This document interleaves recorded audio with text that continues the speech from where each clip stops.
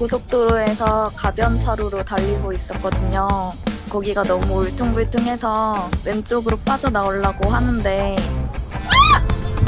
어떤 차가 휙 지나가는 거예요. 그 차가 원래 제 뒤에 있었던 것 같은데 후방 영상 보니까 그 차량이 빨리 가려고 이미 차선을 무시하면서 왔다 갔다 하더라고요.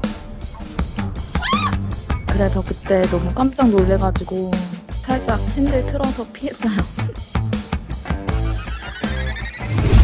그러고 나서 심장 두근두근한 채로 긴장하면서 달리고 있었는데 이번에는 2차로에 있던 차가 이 차가 저랑 비슷한 속도로 가고 있어서 사각지대여서 저를 못 보고 바꾸려고 한 것 같아요. 이 차량은 단순한 실수인 것 같아서 신고는 안 했고요. 이번에는 벌금 3만 원으로 끝났지만 앞으로 건강하게 오래 살고 싶으시다면 안전운전 하셨으면 좋겠습니다.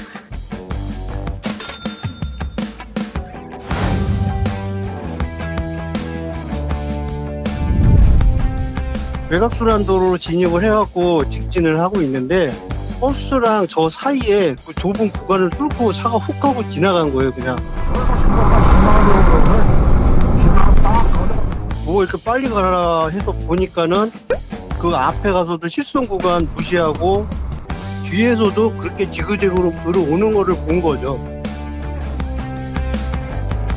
신고를 하려고 했는데 미군 US 아미라고 써 있었고 번호판 양식이 맞지 않는다고 하고 신고가 아예 안 돼요.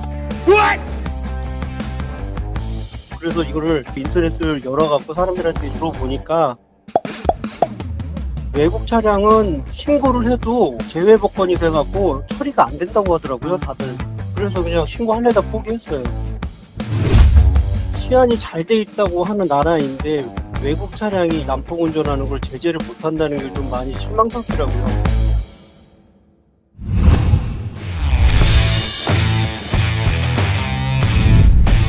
저는 3차로에 가고 있고 1, 2차로가 공사 구간이에요. 공사 구간이니까 제가 비상 깜빡이를 켜줘요.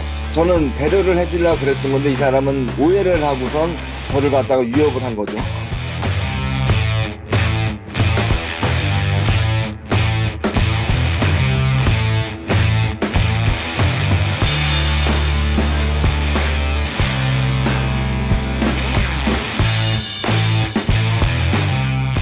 차를 자꾸 막더라고요. 막으니까 갈 데가 없으니까 2차로 갔다 1차로로 간 거예요.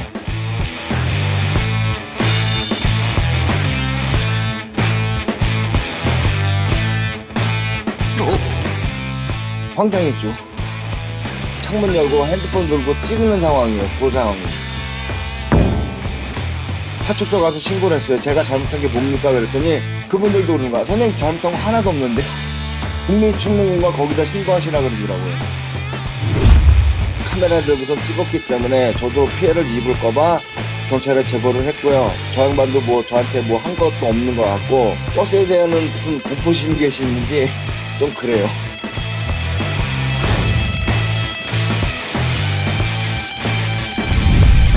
시골 갔다가 오는 길이었었는데 앞에가 아빠차거든요. 따라가고 있었는데 K7 차가 보이더니 브레이크 등이 켜질 상황이 아닌데 켜지더라고요.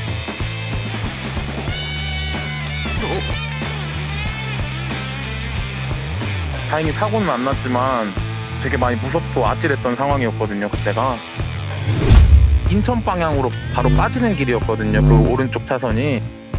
그 차가 인천으로 가려고 하다가 타이밍을 놓치고 나서 꺾으신 것 같아요. 근데 이제 진짜 뭐라고 한마디 하고 싶어가지고 봤는데 그분도 놀라운 표정으로 이렇게 막 두리번 거리고 계셨는데 아빠 차 앞쪽으로 가가지고 손인사 이렇게 했다고 하더라고요. 미안하다고.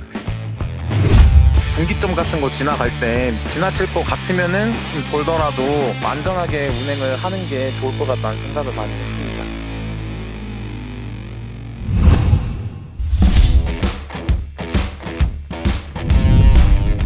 분당에서 인천으로 향하고 있었습니다.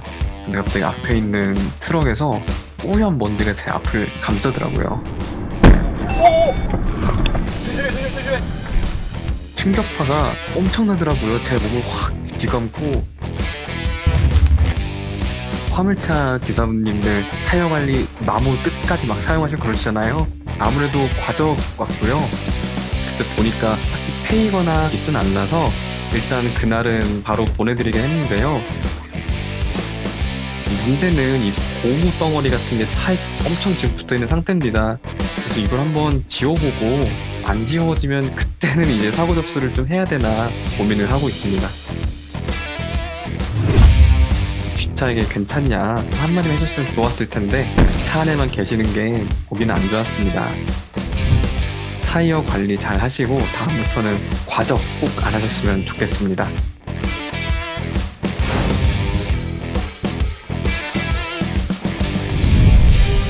고속도로를 타고 내려가고 있는데 이제 대형 트럭이 1차선에 있길래 이상하다 싶어서 계속 보고 있는데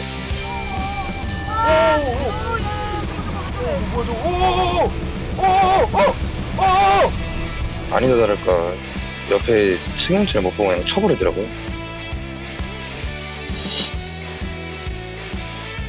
트럭이 그냥 가시더라고요. SM5 운전자분께서 크락션하고 상등을 계속 범퍼 키니까 그제서야 2차선에서 그냥 그대로 멈추시더라고요. 대형 트럭은 고속도로든 국도든 웬만하면은 뒤에보단 앞으로 가는 게 낫다 생각합니다. 그냥.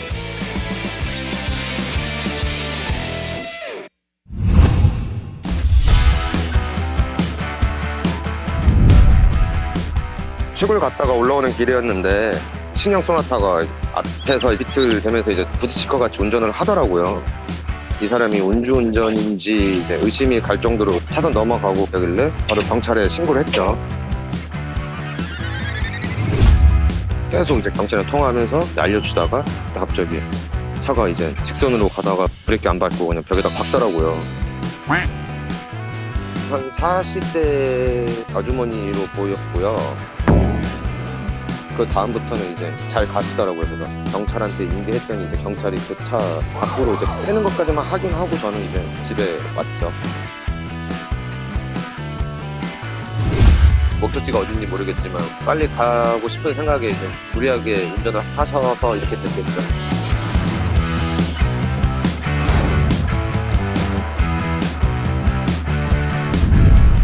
이 차선 차량이 핸들을 급하게 들다 방향을 잃어버리신 것 같더라고요.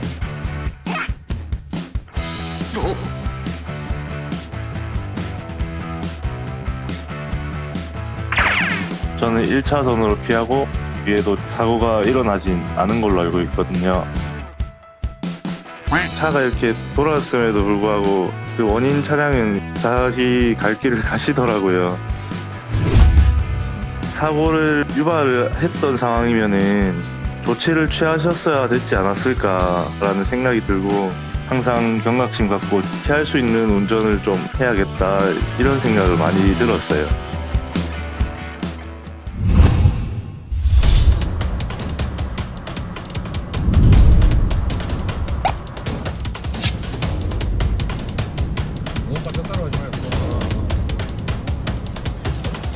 처음에 저희 차량과 접촉이 일어날 뻔했었어요.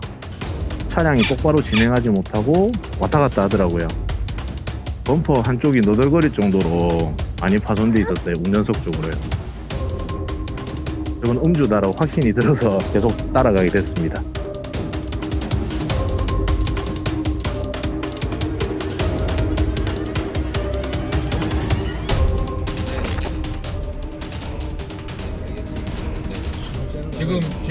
지금 신호 무시하고 가거든요. 그 차가 이제 신호 위반을 한번 하고 갔거든요. 그 반대쪽에서 차들이 많이 온 상황이어서 이제 놓쳤겠다 싶었는데 가다 보니까 골목으로 들어가는 걸 저희가 발견하고 급하게 따라가게 됐습니다.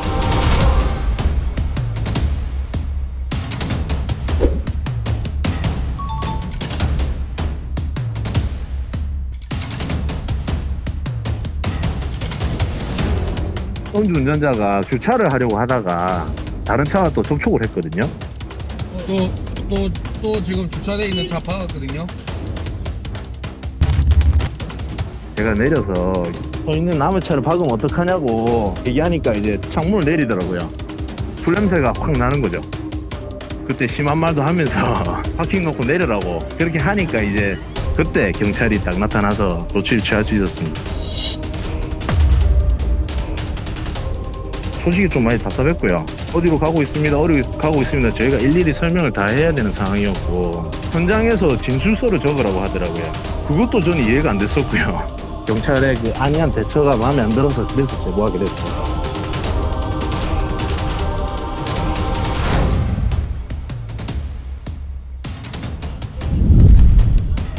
고속도로 어디 타고 가는데 앞에 레이 차량이 차선을 왔다 갔다 하길래 졸음운전이라고 이제 클락션 몇 번 눌러줬어요. 클락션을 올려줬는데도 계속 왔다 갔다 하는 거 보고 근주운전 같다는 거를 좀 확신을 했었죠. 제일 먼저는 이제 경찰을 빨리 신고를 하고 차가 어디로 빠질지 모르기 때문에 최대한 좀 빨리 신속하게 좀 출동을 요한다고 이제 말을 했죠. 그 경찰이 정지를 했는데 그냥 무시하고 이제 도주를 하더라고요.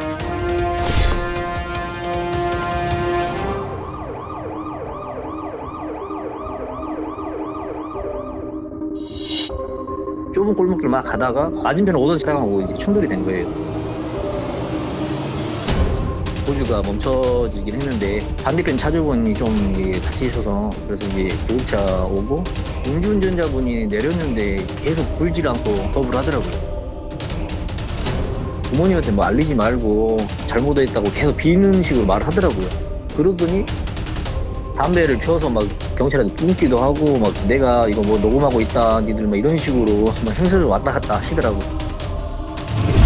음주운전이라는 거는 지금도 법을 많이 강화하긴 했지만 아예 면허증 취득 못하게 한다든지 더 강화가 됐으면 좋겠어요.